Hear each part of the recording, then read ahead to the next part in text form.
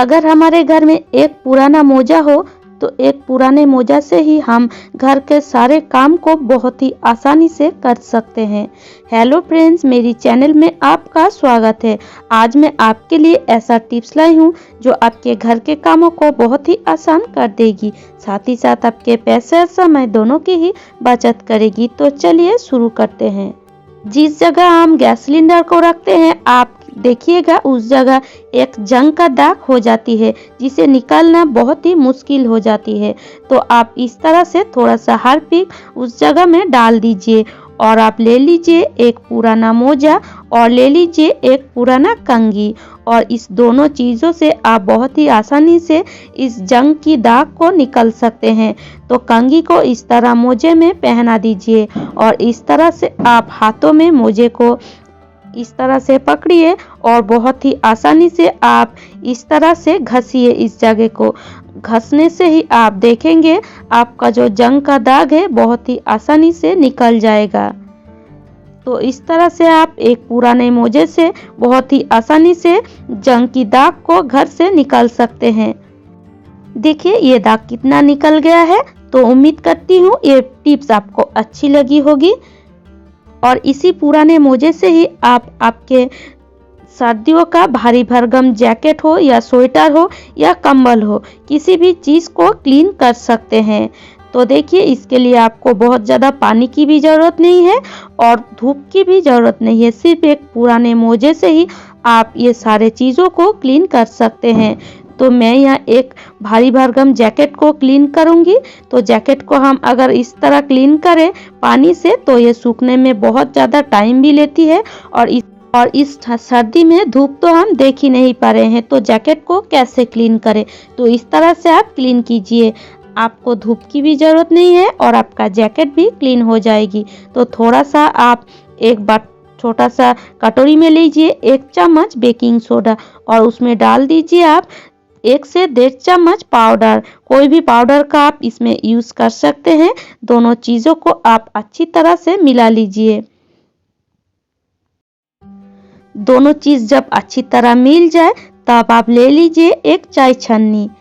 एक चाय छन्नी लेकर इस तरह इस दोनों चीज़ों को चाय छन्नी के ऊपर डालकर इस तरह से पूरे स्वेटर या जैकेट या कंबल में इस तरह से आप डाल दीजिए। चाय छन्नी से ये बहुत ही अच्छी तरह पूरे स्वेटर या जैकेट या कंबल में आ जाएगा।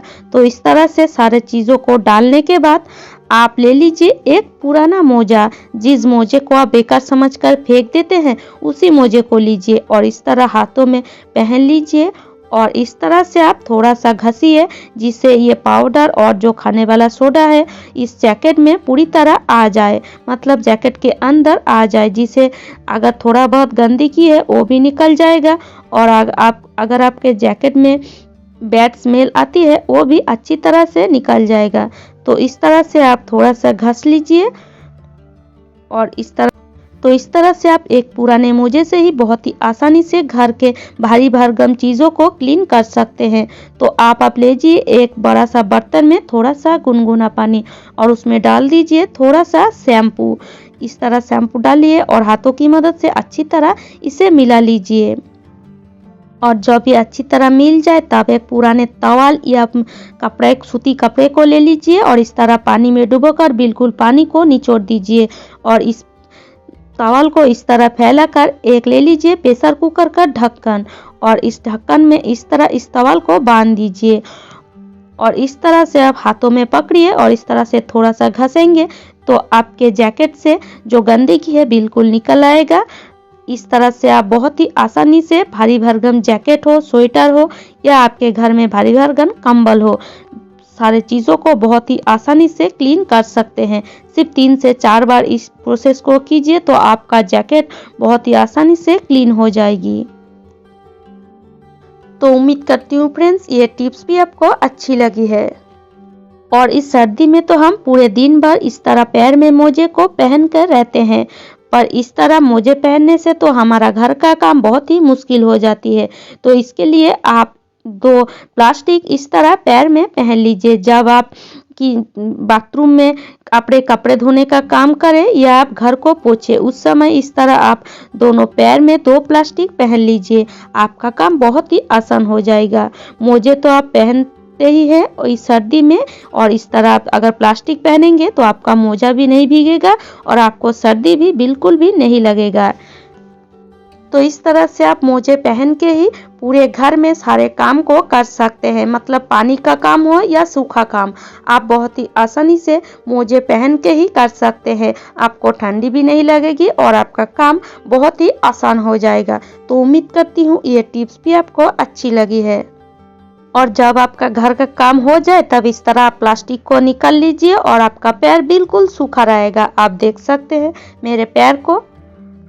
इसी तरह ही जो ये पुराना वाइपर है, इस वाइपर का अगर हैंडल टूट जाए तब हम इस वाइपर को बेकार समझकर फेंक देते हैं, पर इसको आप बेकार समझकर बिल्कुल भी मत फेंकिए। और ये जो पुराना मोजा है, इस पुराने मोजे को भी हम बेकार समझकर फेंक देते हैं। तो इस तरह आप 2 पुराने मोजे ले लीजिए और आपका घर का काम बहुत ही आसान हो जाएगी। और इस वाइपर में इस तरह आप पहना दीजिए। वाइपर की हैंडल के लिए आप कौन सा भी एक मजबूत लकड़ी या इस तरह एक पाइप का भी यूज़ कर सकते हैं। तो इस तरह एक पाइप या लकड़ी लगा दीजिए और आप सारे घर को बहुत ही आसानी से इस सर्दी में पोंछ सकते हैं।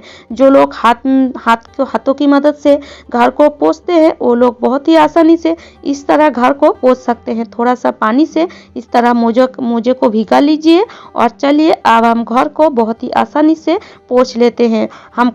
हमें ठंडी भी नहीं लगेगी और हमारा घर भी बहुत ही आसानी से साफ हो जाएगी। तो इस तरह से आप एक वाइपर की मदद से और 2 मोजे की मदद से बहुत ही आसानी से आपके घर को क्लीन कर सकते हैं। तो उम्मीद करती हूँ फ्रेंड्स ये टिप्स भी आपको अच्छी लगी है। और अगर आपको मेरे टिप्स थोड़ा सा भी अच्छी लगती है तो लाइक कीजिएगा, शेयर कीजिएगा और मुझे कमेंट करके ज़रूर बताइएगा। और इसी तरह नए नए टिप्स पाने के लिए मेरी चैनल को ज़रूर सब्सक्राइब कर लीजिएगा। तो चलिए आज यहीं तक। खुश रहे, स्वस्थ रहे।